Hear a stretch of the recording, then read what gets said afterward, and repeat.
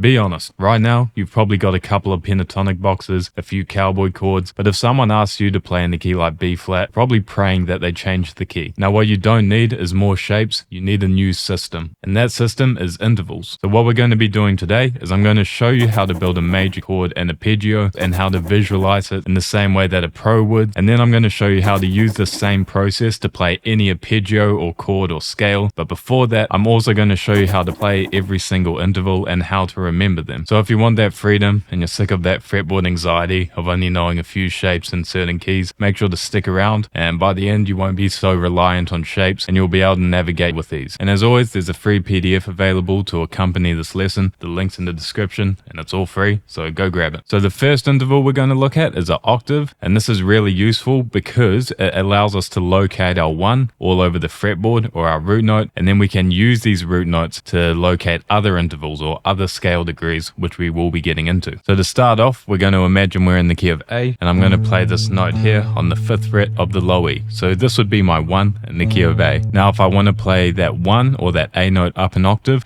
I can follow that green line and go 2 frets up on the 7th fret of the D string. And this is an octave shape that you've probably played before. There's 2 1s or 2 root notes if my root note's on the E. And I also have this root note on the high E. Because we have 2 E strings, the root note's going to be in the same place on either string. Now if we move to the A string, if I have my 1 on the A string here, I play that same octave shape and I'll get another 1 on the G.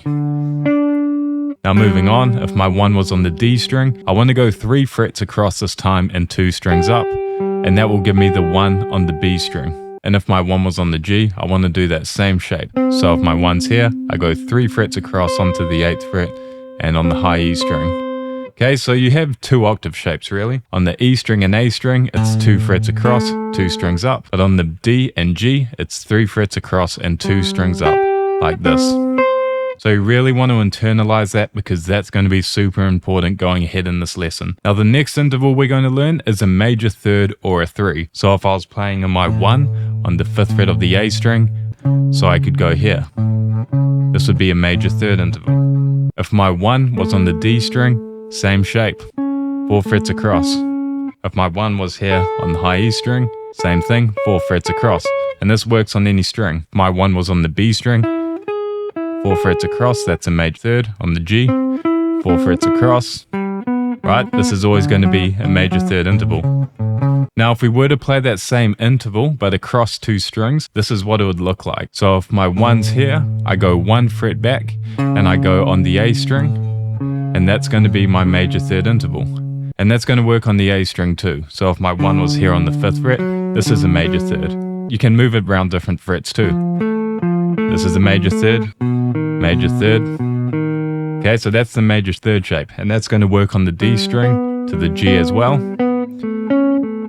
However, when we're going from the G to the B, the shape does change slightly. So instead of going 1 fret back and 1 string up like we did before, we actually just go 1 string up but play the same fret. So if I played the 5th fret on the G, I would play the 5th fret on the B. And that's a major third. So there's 3 things you've got to remember with this major third. We can either play 4 frets across on the same string, that's always going to work as a major third, or we can do this 1 fret back, 1 string up way, and that's going to work on every string set except for the G to the B, where we've got to play the same fret across each string. But then from the B to the high E again, that would be a major third. Now the next interval we're going to look at is a perfect 5th, and you might recognize this as being a power chord. So if we're playing our 5th on 2 strings next to each other, we just go 2 frets across and 1 string up. So if I was on the 5th fret of the low E, I would go to the 7th fret on the A, and that would be a perfect 5th interval. Or if I was playing this 1 here or this A here on the D string, I would go to the 9th fret, right? So this is going to move around wherever you want. It's always going to be a perfect 5th interval. However, we do have a G to B exception again. So if we're going from the G to the B, instead of going across 2 frets and up 1 string, we actually have to go across 3 frets. So if I was playing the 5th fret on the G, I would actually have to go to the 8 on the B to get a perfect 5th. But then the B to the high E, it's back to just 2 frets across. Okay, so 5th is always going to be 2 frets across, 1 string up, except for the G to the B, where we go across 3, and then back to normal for the B to the high E. Now the other shape you want to learn for a perfect fifth is how to play it across 2 strings. Now there's only 2 shapes you got to remember for this. So if we're playing on the low E or the A string, we go back 3 frets and up 2 strings. So if I was playing the 5th fret on the low E, I would play the 2nd fret on the D. And this is a perfect fifth, which will give me the exact same note if I did it this way. But it's good to be able to work forwards and backwards from the root note. So this is another way to play your perfect fifth. And if my root note was on the A string and I was playing an A again up here, for example, exact same thing. So you can move that around wherever you want. As long as the root note's on the E or the A string, that perfect fifth interval is going to be correct. Now if we moved, so our root note was on the D string or the G, it's the same idea, but now we just go back 2 frets and up 2 strings. So if my 1 was here on the 5th fret of the D, I would go back onto the 3rd fret of the B, and that would be a perfect fifth. And the same, if my root was on the G, I would go onto the 3rd fret of the high E. So just to recap that, if I'm on the E and the A string and I want to go up a fifth, I go back 3 frets and up 2 strings. If I'm on the D and I want a fifth, I go back 2 frets and up 2 strings. Or if I'm going from the G to the high E. So once you've internalized all those interval shapes and how to play them, here's where the magic happens, and here's where you actually put it into practice. So a major chord or major arpeggio is built from those 3 intervals, our root note, our major third, and our fifth. And now that we know how to play these intervals, we just start on a root note and we can slowly build our way through this arpeggio. And I'm going to take you through it step by step. So let's say we're building it again from this 5th fret or an A note on the low E string. Step 1 is find a 3, because that's the next note in the arpeggio, because it's 1, 3, 5. So I have options. I can either do that 1 fret back, 1 string up shape, or I can go across 4 fret. Either's going to be fine. It's up to you which way you want to navigate the fretboard, if you want to go horizontally or more vertically. Now to find the next note in the arpeggio, the 5th, I'm going to play my 1, and I'm going to remember my power chord shape. I'm going to use this one here, because I remember that that is a 5th interval. Okay, I could also go back here, but for now, we're just going to use this one. So now I have my root, my 1, and my 3, and my 5 over there. If I play them one after another, that would be a major arpeggio. Or I could do the major third over here, that works too, and my 5th there. Now you're obviously going to want to continue this. So here's where our octaves come into play. So if I know my 1 was here on this 5th fret, I have a mental image of where my octave shape will be. So because I know this shape so well, I know my next one is just going to be 2 frets up and 2 strings up. So I've got 1, 3, 5, and then I have another 1 up here.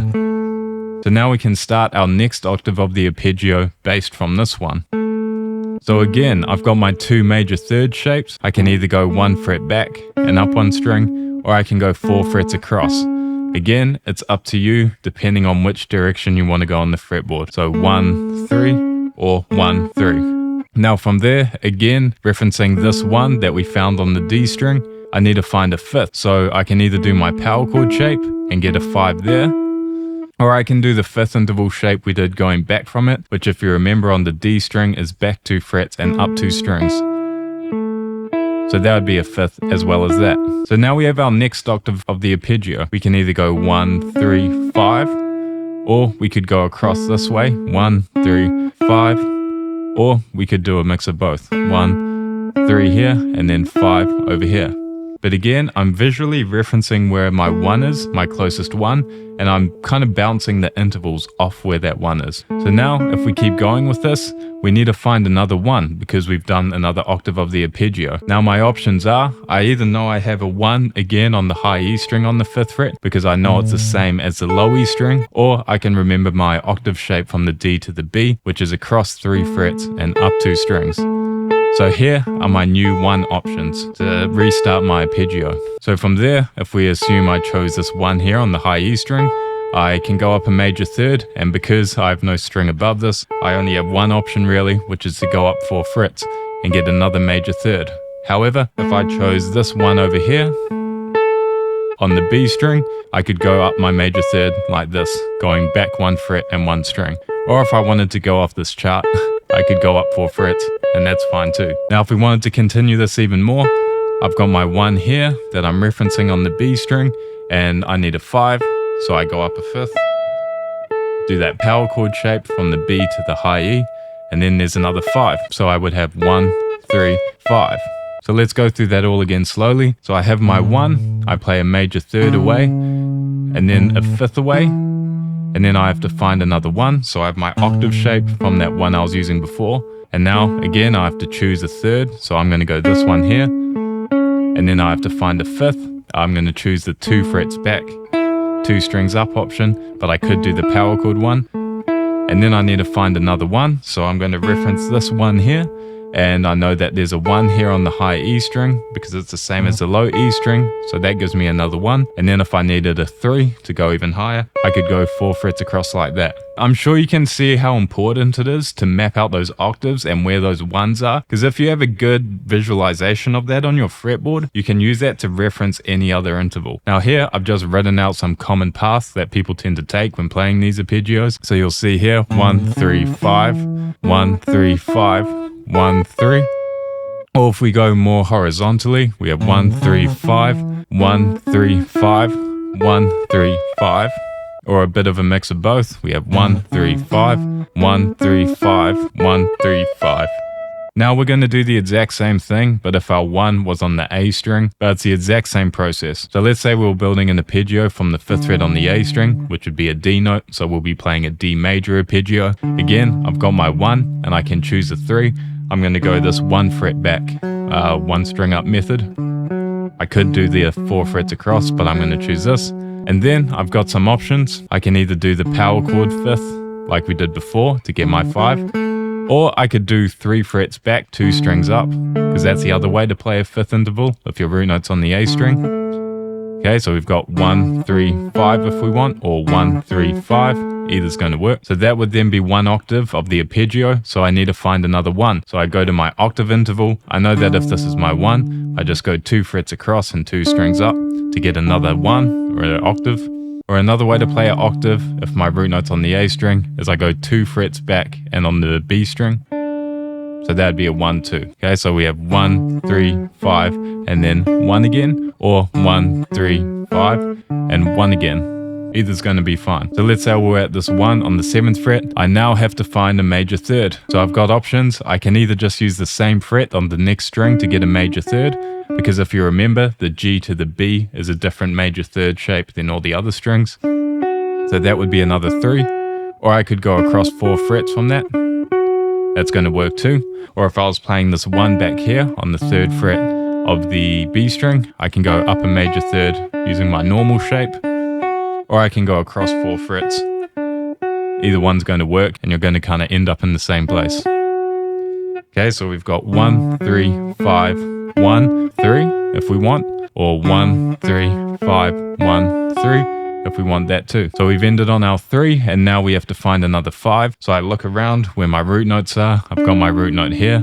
So if I wanted to go to a 5th, I can go 3 frets across and up a string to do a 5th interval from a G to the B, which again is different to all the other strings. Or I can go 2 frets back and 2 strings up to get a 5th there.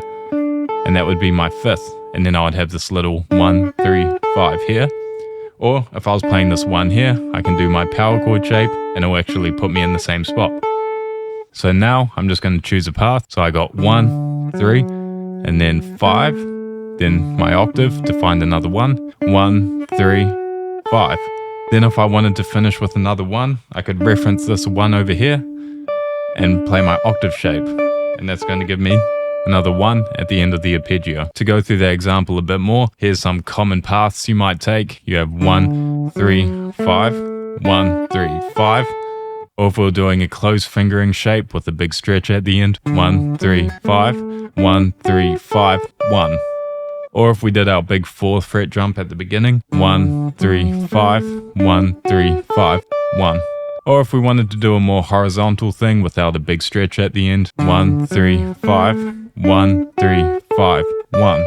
all the same notes, just different ways of navigating it. So if this seems confusing, just make sure you go back and really internalize those interval shapes in the first half of the PDF, as well as that, just really internalizing where those octaves are in ones. If you get those two things, this really becomes a breeze. So playing arpeggios is a really good way to map out where those scale degrees are, because then you can get to building chords. And again, this becomes really easy once you have those arpeggios mapped out, because to build chords, you just choose a combination of those three notes, and you can choose to play them wherever you want. You just need a 1, 3, and 5 to play a major chord. So looking at this diagram, I have all those scale degrees or intervals mapped out, and I have some common chord shapes you'll find, but try be creative with it. So we have our standard bar chord shape, which would be 1, 5, 1, 3, 5, 1.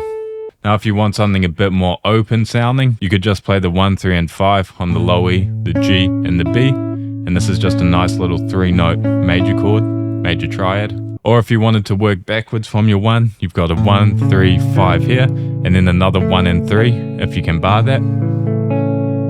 Quite nice. Here's another little handy 3-note triad. If your 1's on this D string here, you just have a 1, 3, and 5 here.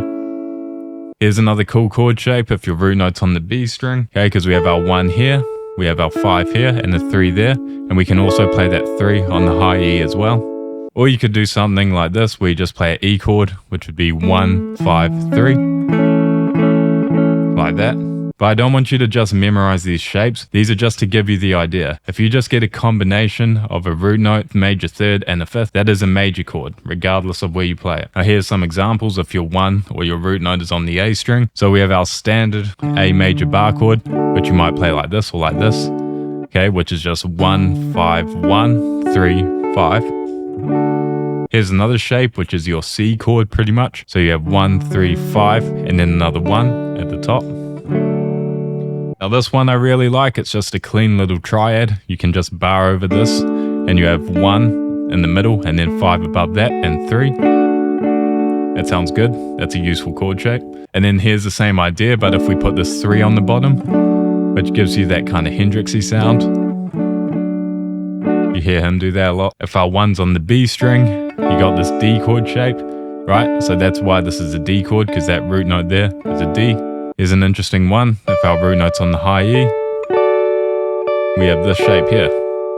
So hopefully by now you're seeing the utility of learning all these intervals, mapping them out, and then you can just learn formulas of chords. And if you know the corresponding intervals, you can just build them by having this internalized fretboard map. So what we're going to do now is I'm just going to quickly go over every other interval, and now I'm going to show you how this applies to other chords and scales and whatnot. So the first interval on here is our octaves, which we've already done, so I'll skip over that. And then we have our minor second intervals, and the scale degree for that is a flat 2, or if you see it in big chords, it will be called a flat 9, the same thing. And the way we play that is we just simply go across 1 fret because it's a 1 semitone interval. So from here to here would be a minor second, here to here, here to here, here to here, here to here, right? This is a minor second interval. Pretty easy. Then next up we have a major second interval, which is 2 semitones. So if you play it on a single string, you can just go 2 frets across. This is always going to be a major second interval. If you want to go across a string though, which is useful to know how to do, you go back 3 frets and up 1 string. So if my 1 was here on the 5th fret of the low E, I would go on the 2nd fret of the A, gives me the same note. Or if I was on the 7th fret of the A, I would go to the 4th fret of the D. Right, and that's the same for every string except for the G. So on the G, instead of going back 3 frets, we just go back 2. So 7 to 5 would be a major second. But every other string, it's back 3. But G to B, only back 2. Now minor thirds are across 3 frets on the same string because they're 3 semitones. So 5 to 8 on every string, or 2 to 5, or 3 to 6. That's going to be a minor third. Now for every string except the G, if we want to play it across a string, we just go back 2 frets and across 1 string. Right? These are all minor thirds. But if we're doing that on the G to the B, we just go back 1 fret. So 5 to 4, for example. So minor third is across 3 frets, or up 1 string, back 2 frets. Except for the G, where you go back 1 fret. Now we'll skip the major third because we've already gone over that a lot, but the next interval is a perfect fourth, which is really easy. It's just the same fret up a string. So 5 to 5, this would be a perfect fourth if I was going from E to A, or if I was going from A to D, same thing. Right, now the G again has an exception where we actually have to go up one fret when we go across the string. So if I played 5 on the G, I would need to play the 6th fret to get that perfect fourth interval. Now the tritone, or flat fifth, or sharp 4, or sharp 11 if it's a chord extension, for every string we just go up one string and across one fret, like this. Except for the G again, if we go from the G to the B, we have to go up 2 frets. But every other string is just up 1 fret. Sounds good. Now perfect fifth is next, but we're going to skip that because we've done it already. Now the next up is a minor 6th interval, or a flat 6, flat 13 if a chord extension. We just go across 3 frets and up 1 string for every string, except for the G to B, which is going to be up 4.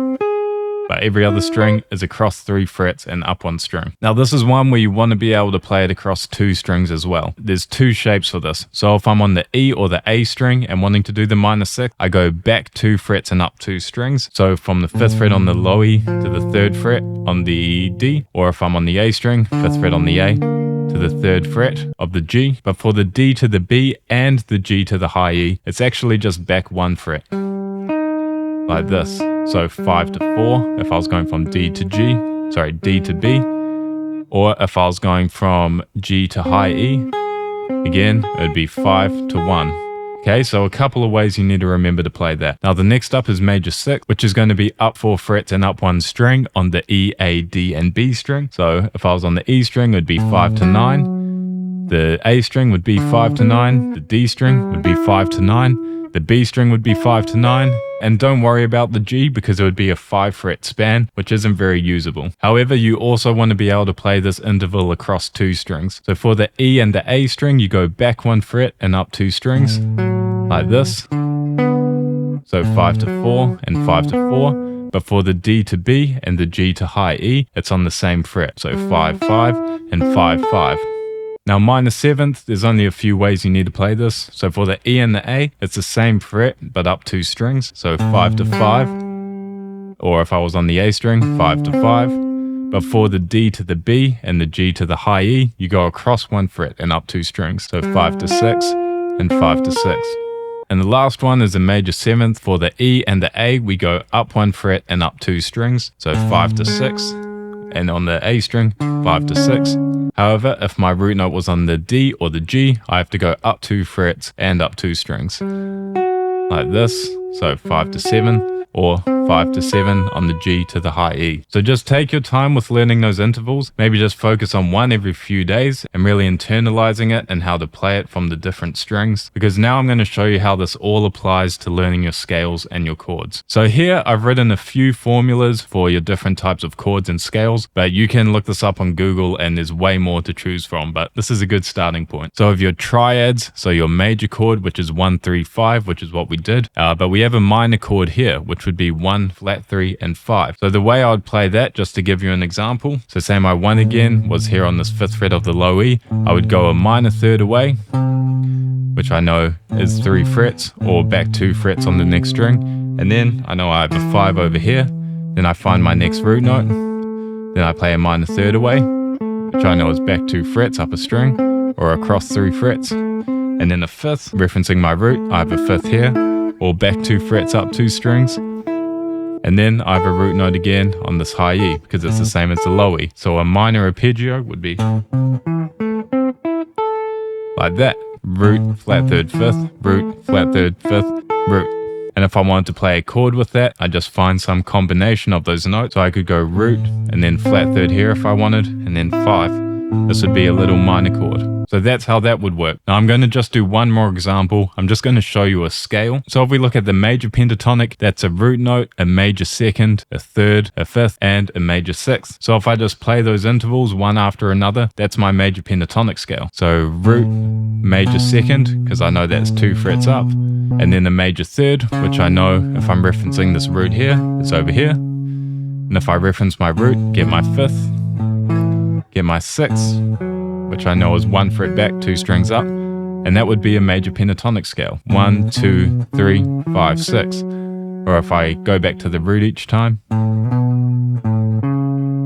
5th, 6th, root again.